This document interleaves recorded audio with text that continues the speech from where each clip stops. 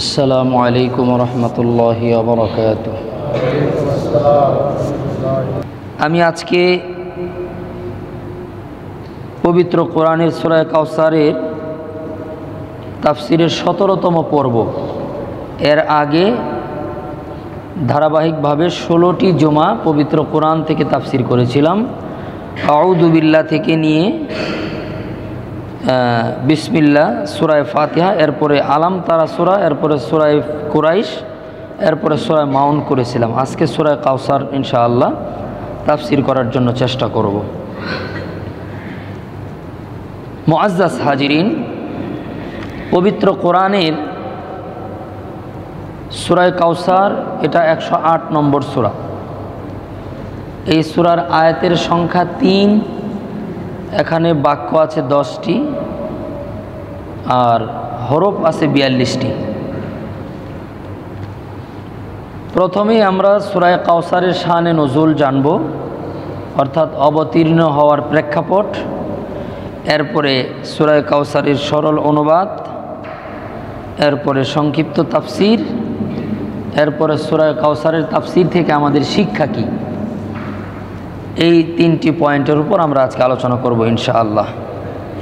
আর তাফসিরের মধ্যে মূল 3টা বিষয় আসবে। একটি হলো কাউসার কি জিনিস, কাউসার কাকে বলে, আরেকটি হচ্ছে কাউসার কারা পাবে কারা পাবে না, আর সূরা কাউসারের শিক্ষা কী। সূরা কাউসার নাজিলের যে প্রেক্ষাপট, এটা একটু মনোযোগ দিয়ে শুনলে আমাদের জন্য বুঝতে সহজ হবে, পুরো বিষয়টাই বুঝে আসবে। প্রেক্ষাপটটা হচ্ছে গুরুত্বপূর্ণ বিষয়। নবী করিম সাল্লাল্লাহু আলাইহি ওয়াসাল্লামের 3 জন সন্তান ছিল। একজনের নাম হলো কাসেম, আরেকজনের নাম হচ্ছে আবদুল্লাহ, আরেকজনের নাম হচ্ছে ইব্রাহিম। আল্লাহ তাআলা নবী করিম সাল্লাল্লাহু আলাইহি ওয়াসাল্লামকে 3 ছেলে 4 মেয়ে দিয়েছিলেন, জয়নব, রুকাইয়া, উম্মে কুলসুম, ফাতেমা। তো 3 মেয়ে ছিলেন দুনিয়াতে। নবী করিম সাল্লাল্লাহু আলাইহি ওয়াসাল্লামের বংশ পৃথিবীতে বিস্তার লাভ করেছে খাতুনে জান্নাত হযরতে ফাতেমা রাদিয়াল্লাহু তাআলা আনহার মাধ্যমে। আর ছেলেগুলি মোটামুটি নবী করিম সাল্লাল্লাহু আলাইহি ওয়াসাল্লামের সাথে হাঁটতে পারে, চলতে পারে, এই বয়সের মধ্যেই সমস্ত ছেলেকে আল্লাহ তাআলা নিয়ে গিয়েছেন। তো একে একে যখন নবী করিম সাল্লাল্লাহু আলাইহি ওয়াসাল্লামের সন্তানরা ইন্তেকাল করতেছিলেন, আল্লাহ তাআলা নিয়ে গেলেন, তখন মক্কার কাফেররা নবী করিম সাল্লাল্লাহু আলাইহি ওয়াসাল্লামকে নিয়ে উপহাস করতেছিল, নবী যেন কষ্ট পায়, এজন্য বলতেছিল যে মুহাম্মদ সাল্লাল্লাহু আলাইহি ওয়াসাল্লাম হুয়াল আবতার, সে তো লেজ কাটা, নাউজুবিল্লাহ বলি, নির্বংশ, তার বংশের বাতি জ্বালানোর মতো আর কেউ থাকলো না। এমন এমন কথা বলতেছিল, বিশেষ করে মক্কার সব কাফেররাই বলতেছিল। আস ইবনে ওয়াইল, তার কথা হাদিসের মধ্যে বিশেষভাবে উল্লেখ আছে। আস ইবনে ওয়াইল কাফেরদের নেতৃত্বস্থানীয় একজন, কাফেরদের সর্দার। সে বলতেছিল যে দ্বীনের বাতি জ্বালানোর মতো আর কেউ থাকলো না। অর্থাৎ নবীজি ইন্তেকাল করলে কালেমার দাওয়াত দিবে, মানুষকে দ্বীনের দিকে ডাকবে, আপনজন নবীর আর কেউ থাকলো না।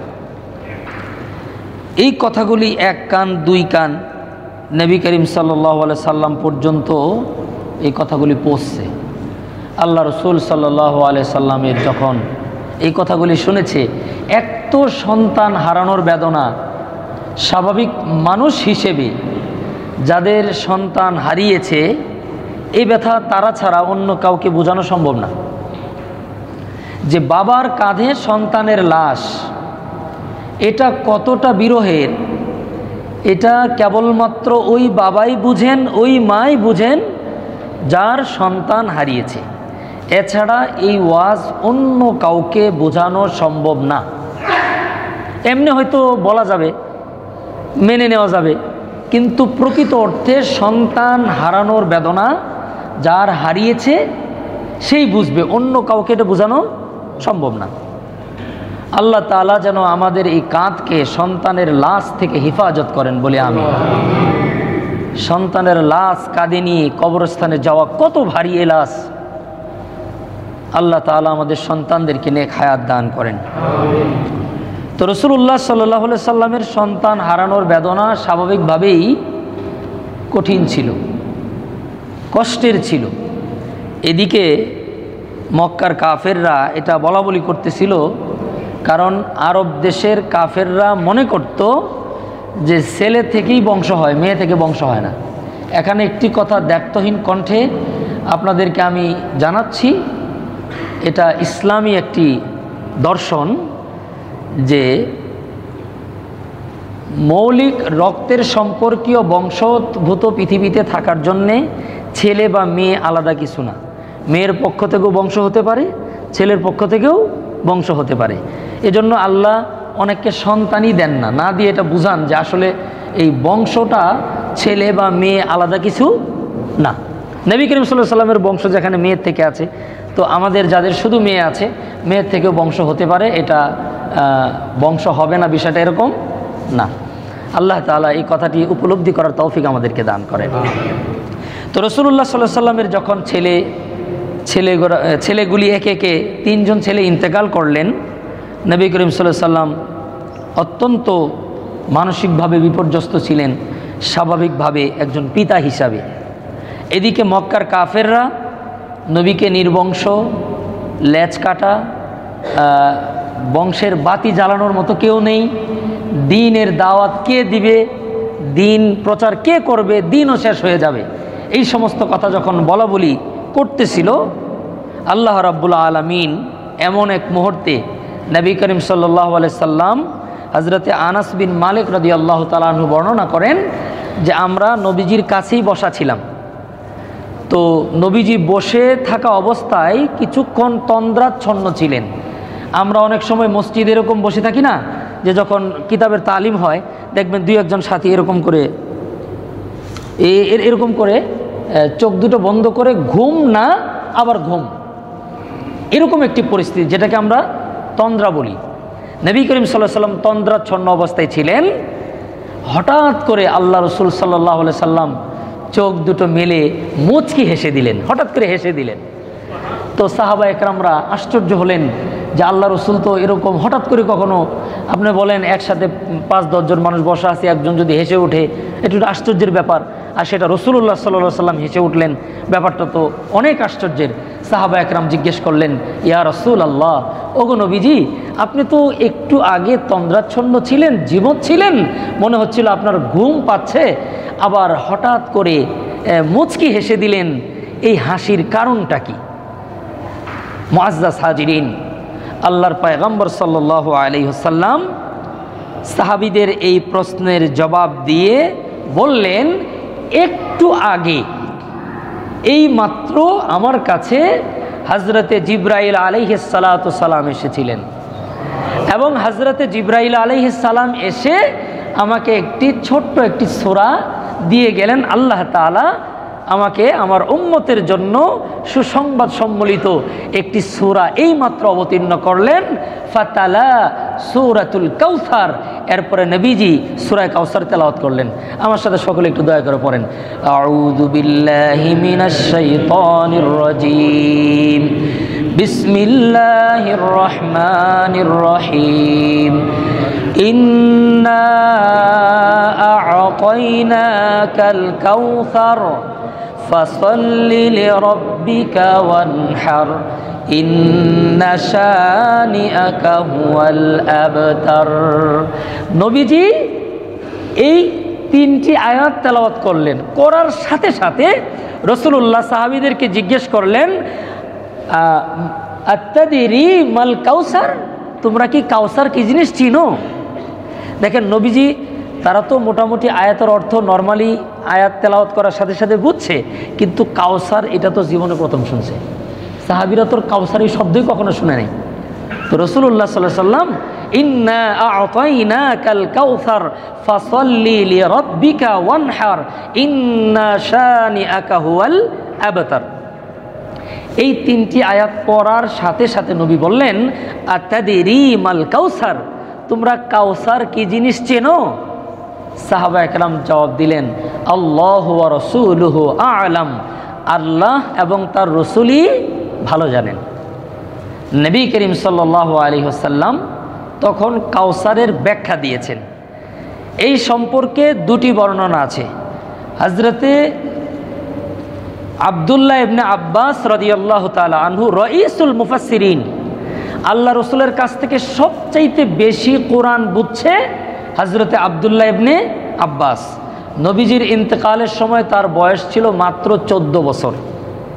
এক বর্ণনায় 13, আরেক বর্ণনায় 14। এজন্য হযরত ওমর ইবনুল খাত্তাব রাদিয়াল্লাহু তাআলা আনহু রাইসুল মুফাসসির হযরতে আব্দুল্লাহ ইবনে আব্বাসকে তার খেলাফত আমলে মন্ত্রী পরিষদের সদস্য বানিয়েছিলেন, সবচাইতে সর্বকনিষ্ঠ মানুষ। তো হযরত ওমরকে জিজ্ঞেস করা হয়েছে, এত ছোট মানুষ, ওরকম কি ভারভক্তি হয়েছে, বুদ্ধি হয়েছে, আপনি তাকে এত বড় রাষ্ট্রের সর্বোচ্চ দায়িত্বের একজন বানিয়ে দিলেন? হযরত ওমর রাদিয়াল্লাহু তাআলা আনহু বিভিন্ন সময় কোরআনের তাফসীর না বুঝলে, কম বুঝলে, বুঝে না আসলে হযরতে আব্দুল্লাহ ইবনে আব্বাস রাদিয়াল্লাহু তাআলা আনহুর কাছে জিজ্ঞেস করছেন। অনেক তাফসীরের কিতাবের মধ্যে এসেছে হযরতে আব্দুল্লাহ ইবনে আব্বাসকে নবী করিম সাল্লাল্লাহু আলাইহি সাল্লাম বুকের মধ্যে জড়ায় ধরে আল্লাহ তাআলার কাছে দোয়া করেছিলেন, আল্লাহ আমার ভাই আব্বাসকে কোরআনের পরিপূর্ণ বুঝ দান করেন। হযরতে আব্দুল্লাহ ইবনে আব্বাস বলেন, এরপর থেকে আমার কোরআন মোটামুটি ইয়াদ ছিল। উনি বলেন, নবীজি যেদিন আমাকে বুকের মধ্যে জড়ায় ধরেই দোয়া করছে, সেদিন থেকে বিসমিল্লাহর বা থেকে নিয়ে মিনাল জিন্নাতি ওয়ান নাসের সিন পর্যন্ত পুরো কোরআন আমার কাছে যেমন আমি বুঝতাম তেমন আমার জেহেনের মধ্যে ইয়াদ থাকতো। সাধারণ হাফেজ না, মানে উচ্চাঙ্গের হাফেজ, শ্রেষ্ঠতম হাফেজ। আরেক বর্ণনায় আছে যে হযরত আব্দুল্লাহ ইবনে আব্বাসকে নবীজি বুকের মধ্যে একটু থাপ্পড় দিয়েছে, এভাবে থাপ্পড় দিয়ে বলছে যে আল্লাহ আমার ভাইয়ের সিনার মধ্যে তুমি কোরআন ঢোকায় দাও। উনি বলেন, নবীজি এই হাত আমার বুকের মধ্যে হালকা স্পর্শ করছে, থাপ্পড় দিয়েছে, এরপর থেকে পুরো কোরআন আমার সিনার মধ্যে আল্লাহ ঢুকিয়ে দিয়েছেন। তো কোরআনের তাফসীরের ক্ষেত্রে এই নামটা মনে রাখবেন, আব্দুল্লাহ ইবনে আব্বাস, হযরতে আব্বাস রাদিয়াল্লাহু তাআলা আনহুর ছেলে, নবীর চাচাতো ভাই, নবীর ইন্তেকালের সময় যার বয়স ছিল 13 বা 14, এই সর্বকনিষ্ঠ মুফাসসিরদের একজন এবং মুফাসসিরদের সর্বশ্রেষ্ঠ।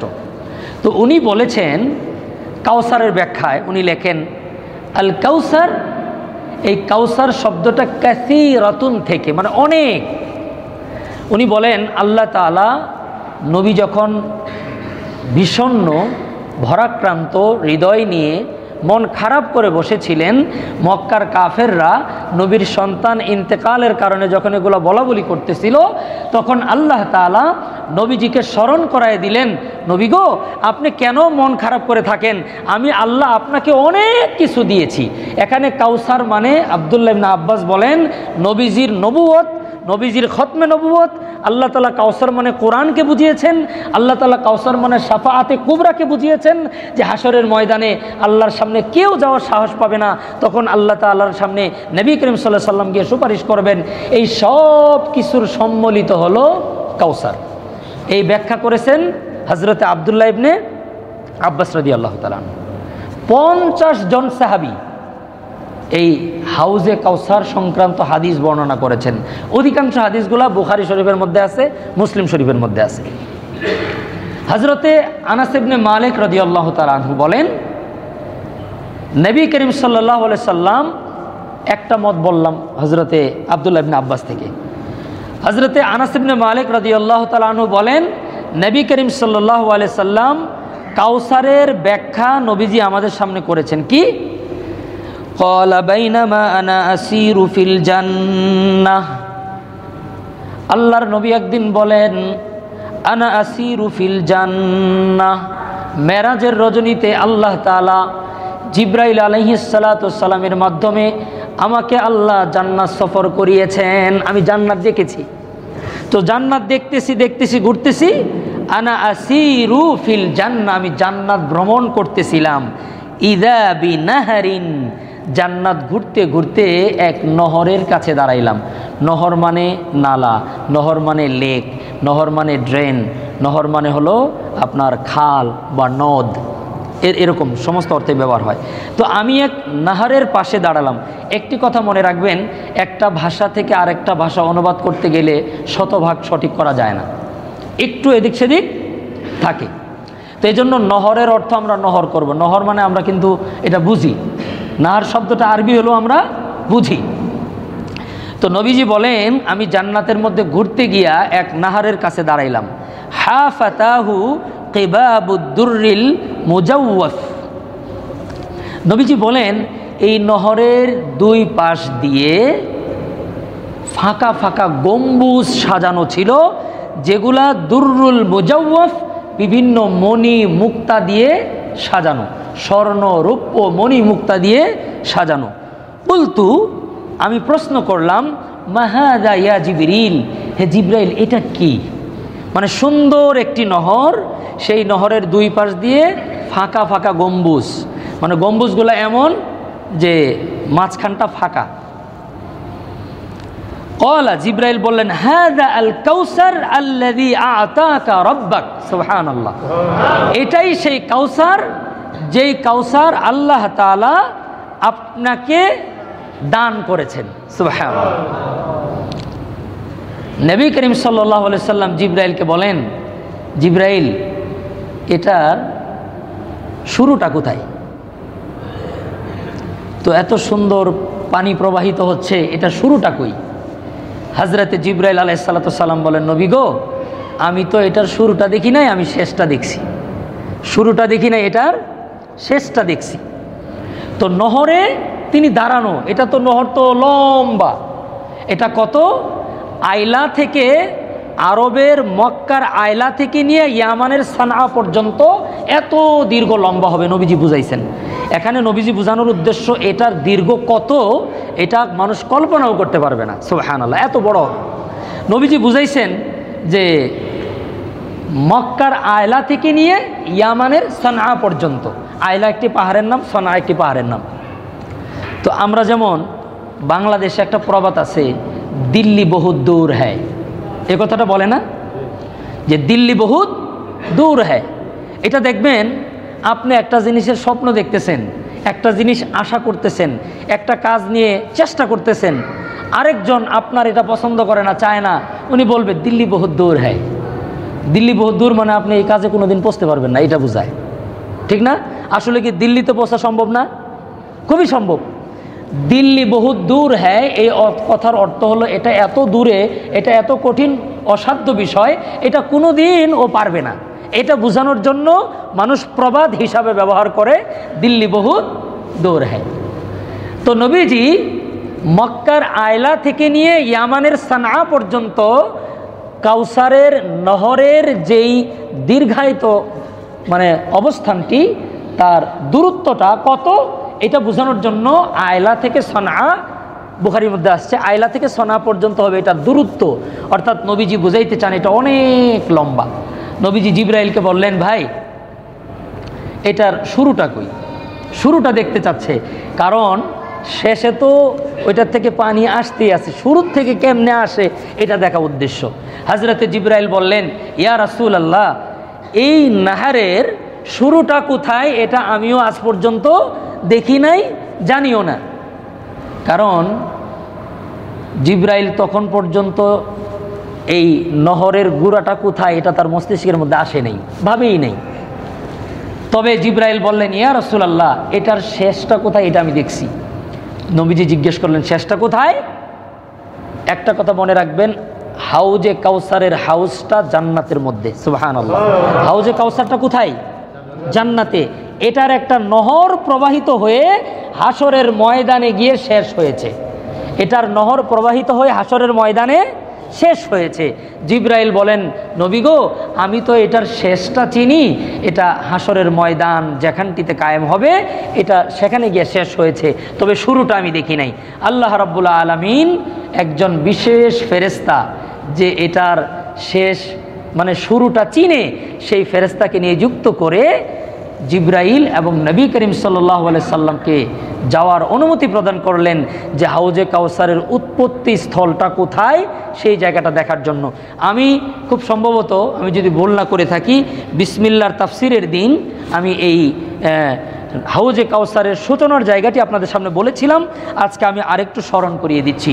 হযরতে জিবরাইল আলাইহিসসালাতু সালাম এবং ওই পথ প্রদর্শক মুর্শিদ ওই ফেরেশতার সাথে নবী করিম সাল্লাল্লাহু আলাইহি সাল্লাম গেলেন। যেতে যেতে যেতে যেতে লম্বা পথ পাড়ি দিয়ে একটি জায়গায় গিয়ে পৌঁছলেন। সেখানে গিয়ে এক ভিন্ন ধরনের গেট, দরজা, যেই ধরনের গেট বা দরজা নবীজি আর কখনো দেখেন নাই। অদ্ভুত। আমরা তো গেট বলতেই বুঝি যে এরকম দুইটা পাল্লা থাকবে, তালা থাকবে, এরকম লাগানোর খিল থাকবে, এগুলোই তো আমরা গেট বুঝি। আর যদি বিশেষ আধুনিক কোনো গেট হয় সেটা গ্লাসের হবে, সেন্সর লাগানো থাকবে, আপনাকে দেখলেই গ্লাসটা সরে যাবে, এই তো আমরা ভাবতে পারি। ওই জামানায় তো এগুলোও ভাবার সুযোগ ছিল না। তো নবী করিম সাল্লাল্লাহু আলাইহি সাল্লাম সেখানে গেলেন, গিয়ে দেখলেন মনে হচ্ছে একটা গেট, তবে এমন গেট, এই ধরনের গেট নবীজি কখনো দেখেননি। গেট খুলবে কেমনে বুঝতেই পারতেছে না। ফেরেশতাদেরকে জিজ্ঞেস করলেন যে এই গেট আমি খুলবো কিভাবে, ভিতরে কিভাবে প্রবেশ করব। দায়িত্বরত ফেরেশতা বললেন যে আপনি এই ডান পাশটিতে তাকিয়ে দেখেন, ওখানে এটার চাবি রাখা আছে। নবী করিম সাল্লাল্লাহু আলাইহি সাল্লাম উপরে তাকায় দেখেন সেখানে লেখা বিসমিল্লাহির রহমানির রহিম। তো নবীজি বললেন এই বিসমিল্লাহ দিয়ে আমি কেমনে খুলব? ফেরেশতা বললেন ইয়া রাসূলুল্লাহ, আপনি আপনার ডান হাত এই দরজার উপরে রাখেন, রেখে শুধু বলেন বিসমিল্লাহির রহমানির রহিম, আল্লাহর হুকুমে দরজা খুলে যাবে। তো ঠিকই হাত রাখলেন, রাখার পরে বিসমিল্লাহ পড়লেন, দরজাটা খুলে গেল। সুবহানাল্লাহ। নবী সেখানে গিয়ে দেখেন নিচের দিকে একটু নিচে নামতে হয়, আর একটু সিঁড়ি, 3-4 তাক নিচে নামতে হয়। নবীজি নিচে নামলেন, নামার পরে দেখলেন 4 দেওয়াল সম্বলিত একটি ঘর। সেই ঘরের 4 দেওয়ালে 4টি বাক্য লেখা, বিসমি আল্লাহ আর রহমান আর রহিম, বিসমি আল্লাহ আর রহমান আর রহিম। এবং এই 4টি শব্দের শেষের 4 অক্ষর বিসমি যেখানে লেখা, এই মিমের মাথা থেকে দুধের নহর প্রবাহিত হয়েছে। সুবহানাল্লাহ।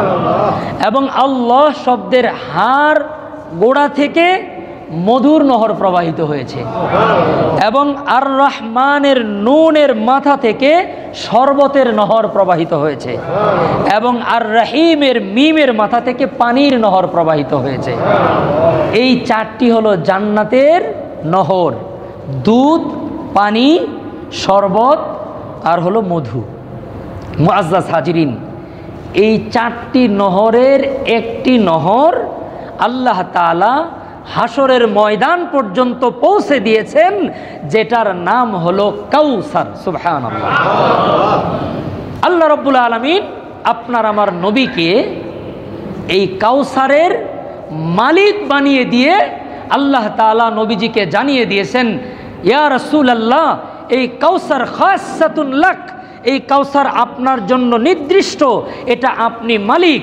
এই কাউসার থেকে আপনার কাছ থেকে সমস্ত নবীয়িন, সিদ্দিকিন, শুহাদা, সালেহিনরা আপনার কাছ থেকে পানির মেহমানদারি গ্রহণ করবে এবং আপনার সমস্ত উম্মতরা হাউজে কাউসারের পানি পান করবে। হাউজে কাউসারের পানি কি? দুধের চেয়ে সাদা। সুবহানাল্লাহ বলে। দুধের চেয়ে সাদা হয় কেমনে? দুধ তো সাদা, দুধের চেয়ে সাদা।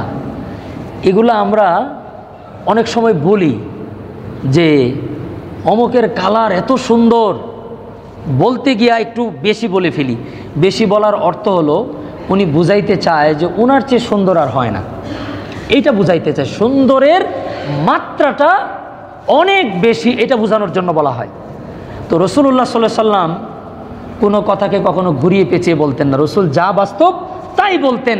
হ্যাঁ, হাউজে কাউসারের পানিটা দুধের চেয়েও সাদাই হবে। নবী যেহেতু বলছেন যে দুধের চেয়ে সাদা, অতএব হাউজে কাউসারের পানিটা দুধের চেয়েই সাদাই হবেন। আলহামদুলিল্লাহ। নবীজি এরপরে বলেন হাউজে কাউসারের পানিটা মধুর চেয়েও মিষ্টি হবে। সুবহানাল্লাহ। এটা আল্লাহ রসুল মূলত মানুষকে হাউজে কাউসারের দিকে আকৃষ্ট করার জন্য কথাগুলি বলছেন, মানুষ যেন হাউজে কাউসার বুঝে। আমি কালকে মাগরিবের নামাজ কেন্দ্রীয় মসজিদে পড়ে বের হয়েছি, ওখানে আঙ্গুর আর আপেল বিক্রি করতেছে। একটা উদাহরণ দিচ্ছি বোঝার জন্য। ওদের যেই চাপা, ও ভ্যান গাড়ির মধ্যে আপেল আর আঙ্গুর বেচতেছে, পৃথিবীর সবচেয়ে সেরা আঙ্গুর ওইটাই, ওর চেয়ে মিষ্টি আঙ্গুর পৃথিবীতে জন্মই নেয় নাই, এমন স্টাইলে বলতেছে দাম 240 চিল্লাইতেছে। তো আমার খুব মন চাইলো, আমি কাউসারের তাফসির পড়তেছি 1 সপ্তাহ যাবত, তো দুধের মধুর চেয়ে মিষ্টি হবে, ও মধুর চেয়ে মিষ্টি কইতেছে এই তিতা আঙ্গুর, যেটা খাইলে মুখ মনে করেন মেরে আসে।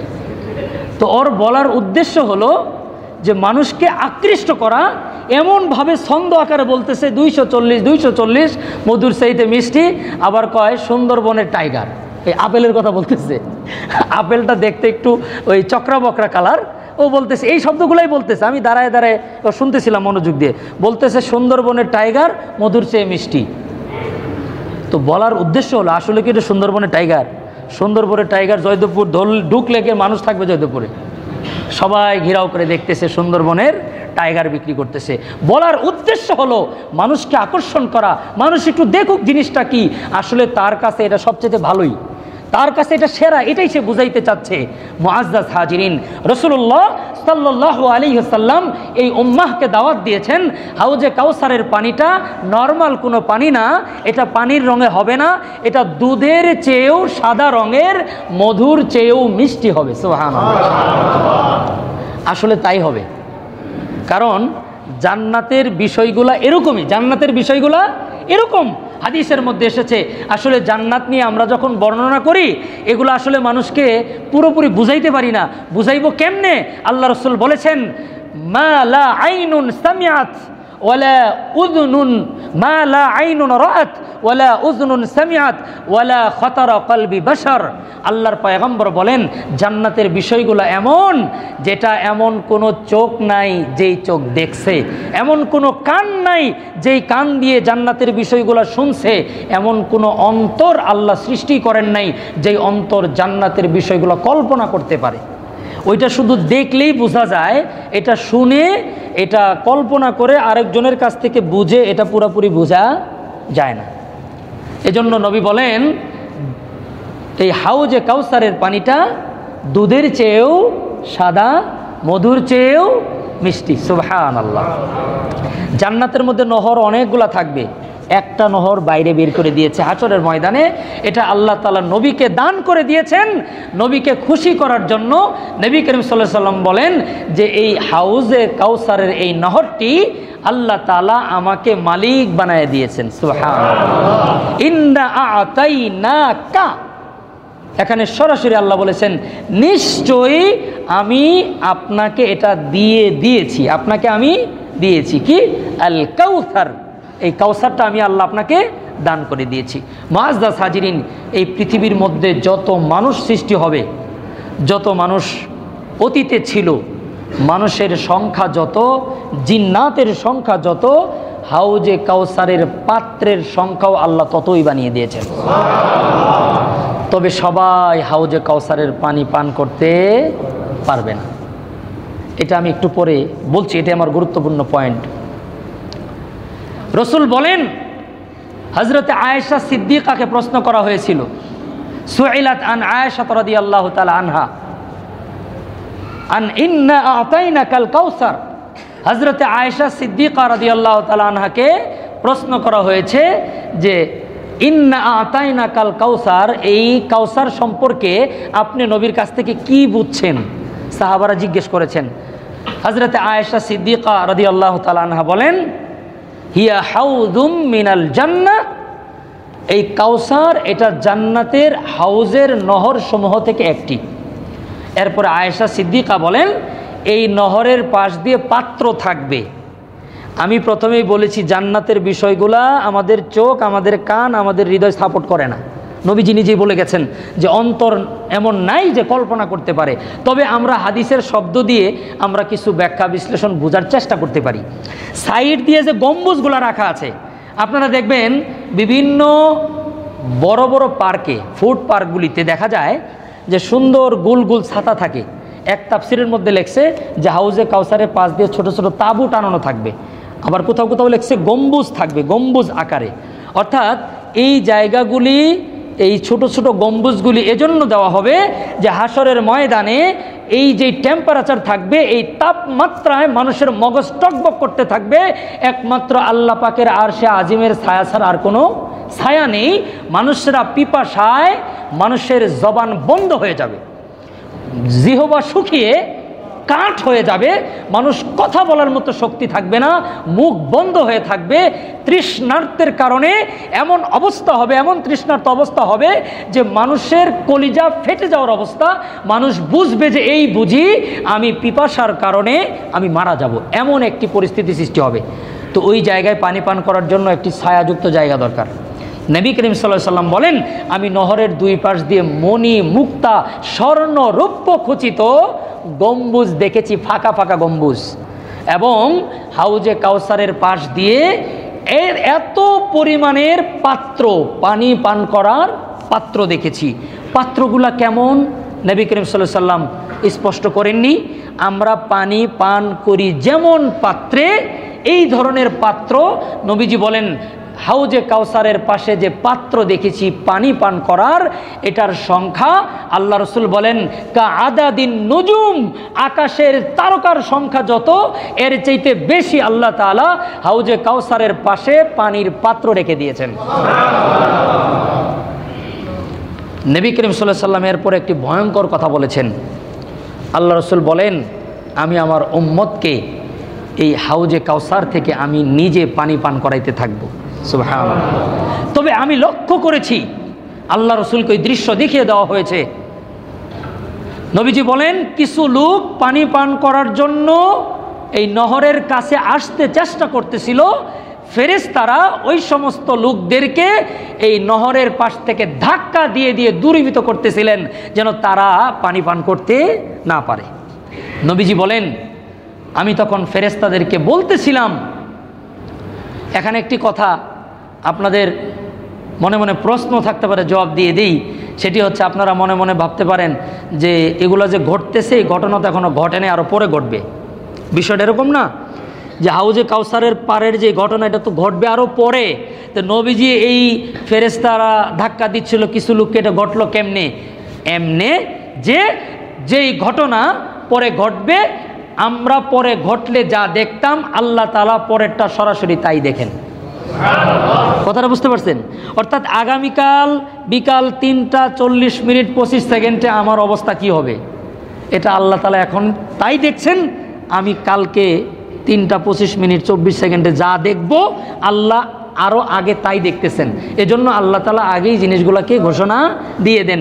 এটাই আল্লাহর মাঝে আর আমাদের মধ্যে এলেমের পার্থক্য, এটা আল্লাহ তাআলার মধ্যে আর আমাদের মধ্যে পার্থক্য।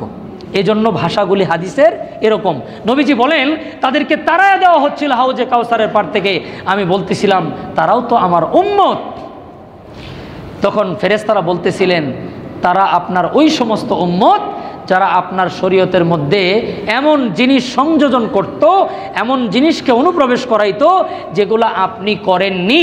অর্থাৎ যারা বেদআতকে আমল মনে করে, বেদআতকে নেক ইবাদত মনে করে, ওই সমস্ত লোকদেরকে হাউজে কাউসার থেকে ফেরেশতারা তাড়িয়ে দিবেন। নাউজুবিল্লাহ। আল্লাহ তাআলা আমাদেরকে বেদআত থেকে হেফাজত করেন। শিরিক বেদাত নিয়ে স্বতন্ত্র বিষয় একসময় আলোচনা করব। শুধু এতটুকু আমরা মনে রাখি, কুল্লু মুহদাসাতিন বিদআহ ওয়া কুল্লু বিদআতিন দালালাহ ওয়া কুল্লু দালালাতিন ফিন্নার। রাওয়াহুল বুখারী ওয়াল মুসলিম। রাসূল বলেন, কুল্লু মুহদাস বিদআহ, শরীয়তে সকল নতুন জিনিস আবিষ্কৃত এগুলা বেদআত। কুল্লু বিদআতিন দালালা, সকল বেদআত পথভ্রষ্টতা।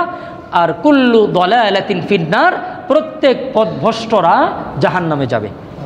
এজন্য খালি ইবাদত করলেই হবে না, কারণ ওই সময় মক্কার কাফেররাও লম্বা দাড়ি, লম্বা জুব্বা, লম্বা পাগড়ি, এগুলো ওই সময়ের পোশাকই ছিল। মুনাফিক, কাফের, ইসলামের বিরোধিতা করেছে, তাদেরও আমল ছিল। মুনাফিকরা তো তাহাজ্জুদ পড়তো। মদিনায় মুনাফিকরা 5 ওয়াক্ত নামাজ তাকবীরুল্লাহর সাথে নবীজির পিছনে পড়তেন। এরপরে হচ্ছে তাহাজ্জুদ পড়তো মুনাফিকরা। মুনাফিকরা জাহান্নামের সবচাইতে জঘন্য জায়গায় থাকবে, আল্লাহ কোরআনে বলে দিয়েছেন।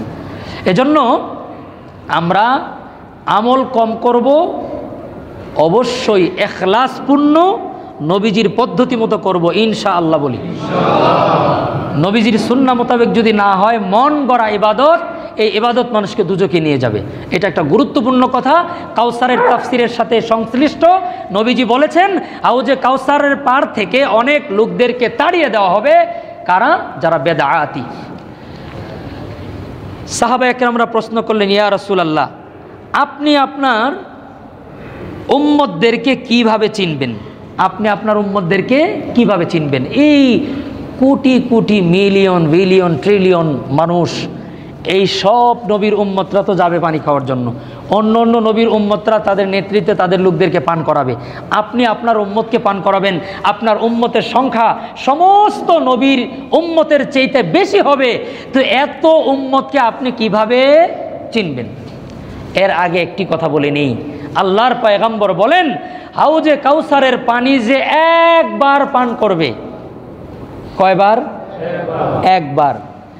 তার জিন্দিগি তো এরপরে মাত্র শুরু, শেষ তো নাই। তার জিন্দিগিতে আর কখনো পানির পিপাসা থাকবে না। এটা হলো জান্নাতের খাবারের কোয়ালিটি।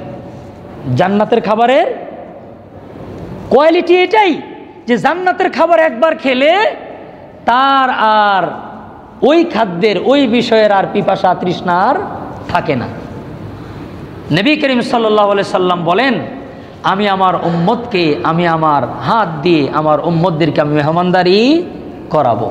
তবে যারা বেদাতি তারা মেহমানদারি থেকে বঞ্চিত হবে। মুনাফিকরা, কাফেররা, বেঈমানরা বঞ্চিত হবে। মুআজ্জাজ হাজিরিন, আল্লাহর পয়গম্বর সাল্লাল্লাহু আলাইহি সাল্লামকে প্রশ্ন করা হলো, আপনি এত মানুষের মধ্যে হতে আপনার উম্মতকে চিনবেন কেমনে? এটাই গুরুত্বপূর্ণ পয়েন্ট আজকের আলোচনার। রাসূল বলেন, গুররান মুহাজ্জাল, হাসরের ময়দানে আমার উম্মতকে আমি এইভাবে চিনব।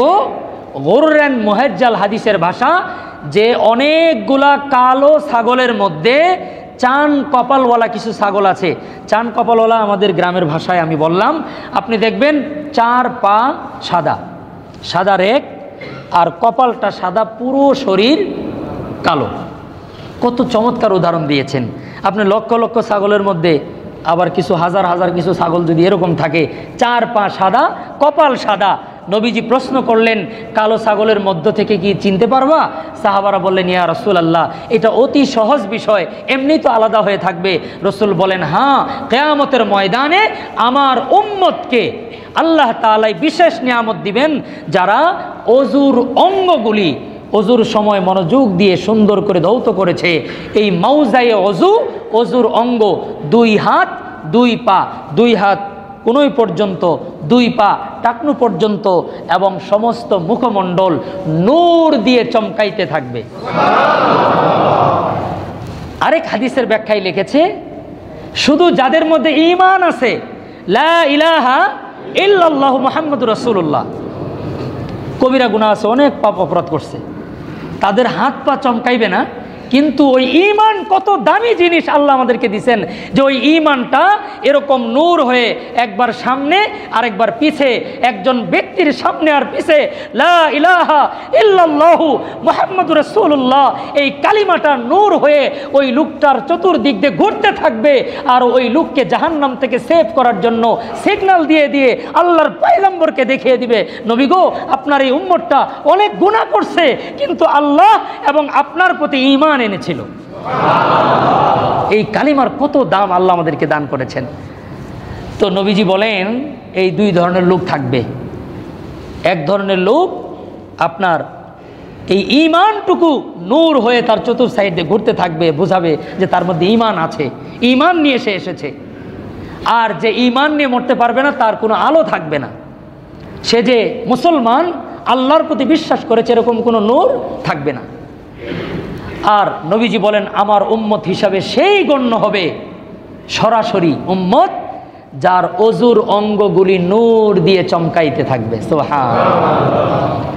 এখন আমরা বাংলাদেশের মুসলমানরা এমন বেকায়দা সিস্টেম সৃষ্টি করে ফেলেছি যে না বেনামাজি বলা যায় না নামাজি বলা যায়। যদি বলেন যে কোনো এক ব্যক্তিকে ফুলান ইবনে ফুলান, এই আপনি কি নামাজ পড়েন?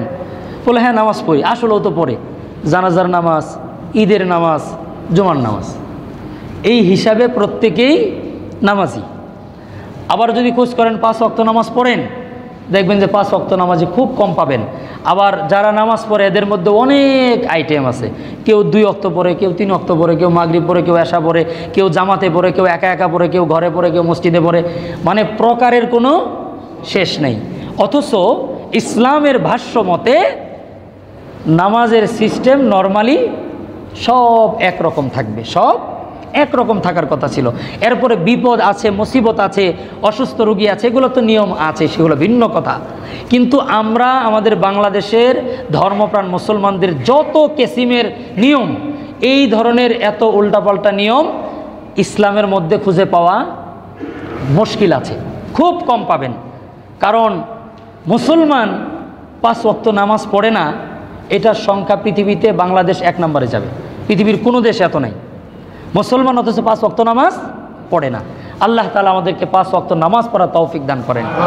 আমরাও যারা নামাজ পড়ি, ওযু ভালো করে না করার কারণে নামাজ আমাদেরকে গুনাহ থেকে ফিরায় না। আমি একটা বাক্য বললাম, এটা সারা জীবন মনে রাখবেন। ওযু সুন্দর না, এজন্য নামাজ গুনাহ থেকে বাঁচায় না। ওযুর অনেক দাম, এজন্য উলামা একরামরা লেখেন অজু তো এমন জিনিস, অজু করার সময় আমাদের অঙ্গ প্রত্যঙ্গগুলোকে খুব ভালো করে ধোয়া। যেমন আমাদের হাতে পায়ে যদি ময়লা লাগে, বালু ধরেন অথবা কোনো গোবর হাতে লেগেছে, কোনো নাপাক লেগেছে, আপনি তখন হ্যান্ড ওয়াশ দেন, সাবান দেন, এরপরে দেওয়ার আগে হাতে নাক লাগায় দেখেন যে ঠিক মতো গন্ধ গেছে কিনা, আবার ধৌত করেন, কত কিছু করেন। লাস্টে কোনো কুল কিনারা না পেলে স্প্রে করে হাতটাকে ফ্রেশ করেন। তো এরকম গুনার নাপাকি দিয়ে আমাদের শরীর যে একেবারেই নোংরা হয়ে আছে, এটা উপলব্ধি আমরা না করার কারণে অজুর সময় ভালো করে অজু আমরা করি না। অজু ভালো না হলে নামাজটা ভালো হয় না। আল্লাহ তাআলা আমাদেরকে অজু শিখে অজু ভালো করে নামাজ পড়ার তৌফিক দান করেন। কাউসারের শিক্ষা 2টি। একটি হলো নিজেকে হাউজে কাউসারের একটা পেয়ালা পাওয়ার উপযুক্ত করা, হাউজে কাউসারের পেয়ালা পাওয়ার জন্য উপযুক্ত করা। কেমনে? নবীর সুন্নতের অনুসরণ করা। সুন্নত ছাড়া উম্মত হওয়া যায় না। এই বাক্যটা একটু কষ্ট করে আমার সাথে বলেন, সুন্নত ছাড়া উম্মত হওয়া যায় না। যার মধ্যে সুন্নত নাই সে নবীর উম্মত না। সুন্নত যার যত বেশি সে নবীর তত কাছের উম্মত। আল্লাহ আমাদের সকলকে নবীজির কাছের উম্মত হিসাবে কবুল করে নেন, সকলে বলুন আমিন। 2 নম্বর শিক্ষা, যারা মনে করে ইসলাম মুছে যাবে, ইসলাম মিটে যাবে, নানাভাবে ষড়যন্ত্র করে, সেটা আন্তর্জাতিক হোক, জাতীয় হোক, সামাজিক হোক, পারিবারিক হোক, যেমনি হোক, কেউ যদি ইসলামকে মিটায় দিতে চায়, কেউ যদি মনে করে ইসলাম শেষ হয়ে যাবে, নিভে যাবে, এটা ভুল। এটা শিক্ষা আস ইবনে ওয়াইলের বংশ শেষ হয়ে গেছে, নবীর বংশ আজও পৃথিবীতে আছে। আল্লাহ নবীকে বলেন, নবী গো, আপনাকে আমি আবু বকরের মতো উম্মত দিছি, আপনাকে আমি ওমরের মতো উম্মত দিছি। আবু বকর তো এমন একজন উম্মত আপনার, যার আমল নামায় ঈমান আনার থেকে নিয়ে মৃত্যু পর্যন্ত একটা সগীরা গুনাহ নাই। এই কোয়ালিটির উম্মত আমি আর কাউকে দেই নাই। এরা আপনার রুহানি সন্তান, আপনি নির্বংশ না। আল্লাহ এই কথাই বলেন, ইন্না আ'তাইনাকাল কাউসার, আমি আপনাকে কাউসার দান করেছি। ফাসল্লি লিরাব্বিকা ওয়ানহার, আপনি নামাজ পড়েন, আপনি কুরবানি করেন। এরপর আল্লাহ বলেন, ইন্না শানিআকা হুয়াল আবতার, আপনি নির্বংশ না, আপনার শত্রুরাই নির্বংশ। আল্লাহ রাব্বুল আলামিন কাউসারের তাফসীর বুঝে উপলব্ধি করে আমাল করার তৌফিক দান করেন।